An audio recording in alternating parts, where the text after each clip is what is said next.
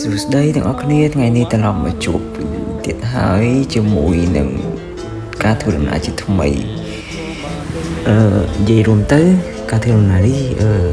យូរដែរហើយខ្ញុំទើបតែមានពេលកាត់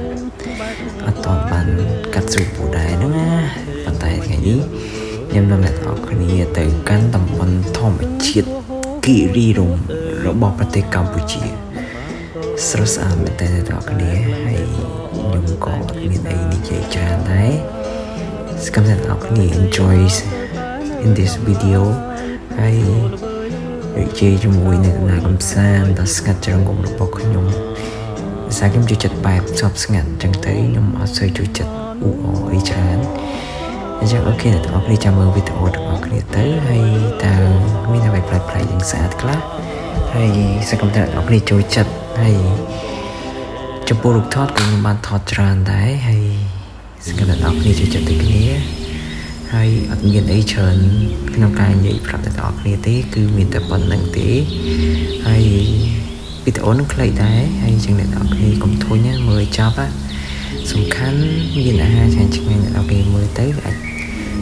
ចដឹងរសជាតិវាណាប៉ុន្តែថ្ងៃនេះខ្ញុំមកដើម្បី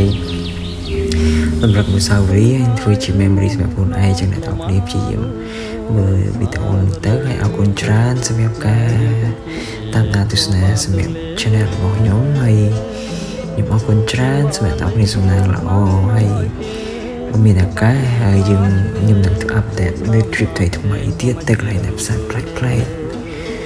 ប៉ុន្តែរសបច្ចុប្បន្នរវល់ចឹងទៅខ្ញុំអត់សូវបាន travel ទៅឆ្ងាយចឹងទៅជាមួយខ្ញុំជាយាមធ្វើអ្វីដែលថ្មី content ថ្មីសម្រាប់អ្នកនរគ្នាហើយអរគុណហើយក្នុងវីដេអូនេះក៏ខ្ញុំបានទៅថតនៅក្នុងតំបន់ធម្មជាតិមានខ្យល់អាកាសហើយពណ៌បៃតងស្រស់តែម្ដងអរគុណហើយអ្នកនរគ្នាមើលទៅហើយអត់មានអីទៀតទេគឺមានតែប៉ុណ្្នឹងទេអញ្ចឹងអរគុណជំរាបអ្នកនរគ្នាសំណាងល្អបាយបាយ Take my eyes off of you. I need you, baby. And if it's quite alright, I need you, baby.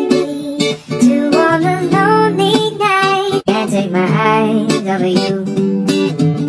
I need you, baby. And if it's quite alright, I need you, baby. To all the lonely night. Can't take my eyes off of you. I need you, baby.